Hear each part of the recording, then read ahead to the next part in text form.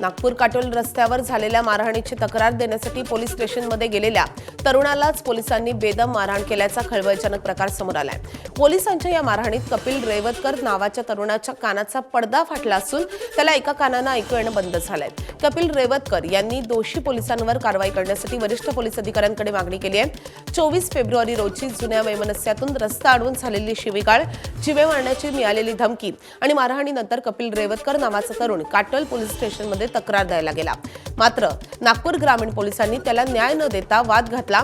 या मारहाणीत कपिल रेवतकरच्या एका कानाचा आतील पडदा फाटलाय।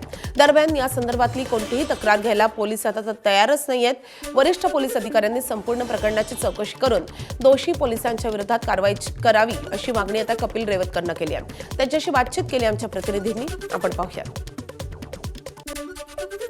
कपिल, नेमकं काय झालं होतं? पोलिसांनी तुम्हाला अशी मारहाण का केली? सर मेन म्हणजे सर मी 24 तारखेला मावशीची मेडिसिन द्यायला नागपूर येथे येत होतो। तर त्यानंतर सर त्यांनी मला माझ्या पेट्रोल पंप जसं पेट्रोल पंप भरत होतो, रिलायन्स पेट्रोल पंप जसं पेट्रोल भरून नागपूरकडे येत असता त्यांनी गाडी आडवी करून माझ्या अंगावर थुंकला। कोणी? रुपेश भाऊसाहेब पवार यांनी। पोलिसांनी कोणी मारहाण केली तुम्हाला? सर मेन म्हणजे मी जसा बाहेर निघालो, साहेबांनी म्हटलं की याला कॅबिनमध्ये घ्या।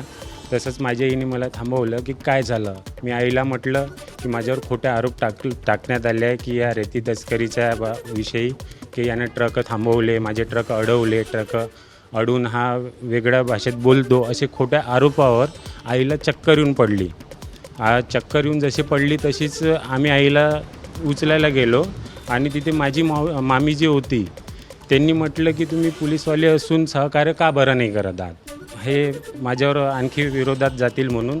तर मामीला जसं मी बाहेर नेत होतो तसंच जसे PI साहेबांनी म्हटलं की तू शांत राहा नाही तर याला मारील, तर तसंच मला मागून 2-3 थापड मारल्या होत्या कानावर। कोणी मारलं? मला तर मागून मारलं पण माझं लक्ष नाही, पण PI साहेबांनी असं म्हटलं की जर तू शांत नाही राहशील तर मी याला मारील।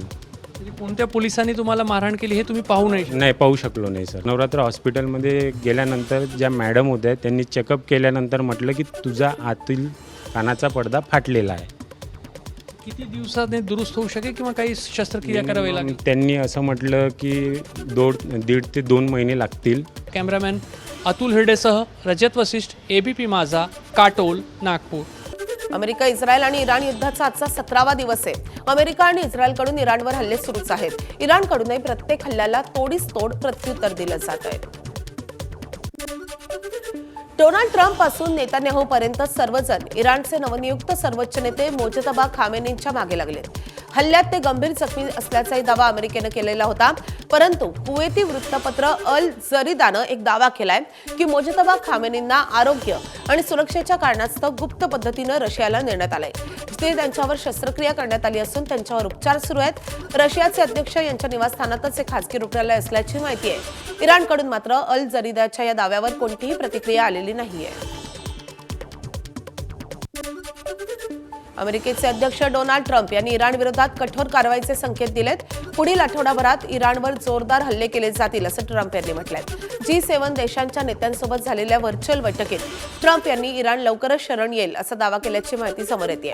मात्र इराणच्या नव्या सर्वोच्च नेत्यानं युद्ध सुरूच ठेवण्याची भूमिका घेतली असून हॉर्मुझ सामुद्रधुनी बंद करण्याचा इशाराही दिलाय आणि त्यामुळे या संघर्षामुळे जागतिक अर्थव्यवस्थेवर परिणाम होण्याची भीती देखील व्यक्त होतीये। इराण आणि इस्रायलमधला संघर्ष आता अधिक तीव्र झालाय। इराणनं इस्रायलवर मोठा क्षेपणास्त्रांचा हल्ला केलाय। या हल्ल्यात इराणनं बॅलिस्टिक आणि क्रूज क्षेपणास्त्रांचा वापर केलाय। प्रामुख्यानं इस्रायलमधील लष्करी तळांना लक्ष्य केल्याची माहिती समोर आली आहे। इराणकडून इस्रायल तसंच मध्य पूर्वेतील अमेरिकेच्या लष्करी तळांवर सेज्जिल बॅलिस्टिक क्षेपणास्त्र डागण्यात आली आहेत। या भीषण हल्ल्यांमुळे तेल अवीव आणि मध्य इस्रायलमधील अनेक शहरांमध्ये धोक्याचे सायरन वाजवले जात आहेत। इस्रायलकडूनही इराणवर हल्ले सुरूच आहेत। इस्रायली हल्ल्यात इराणचे अवकाश संशोधन केंद्र उद्ध्वस्त झालंय। तेहरानमधील ताराश अंतराळ केंद्राचं मोठं नुकसान झाल्याचं समोर येत आहे। दुसऱ्या महायुद्धात इस्रायलनं F-35I या विमानाचा वापर केला होता। लढाऊ विमानाचे फोटो प्रसिद्ध झालेत। अदीर F-351 हे आखातातील सर्वात प्रगत विमान आहे। हवेतून हवेत आणि हवेतून जमिनीवर मारा करण्यास सक्षम असल्यानं त्याला विशेष महत्त्व आहे। ABP माझा, उघडा डोळे बघा नीट.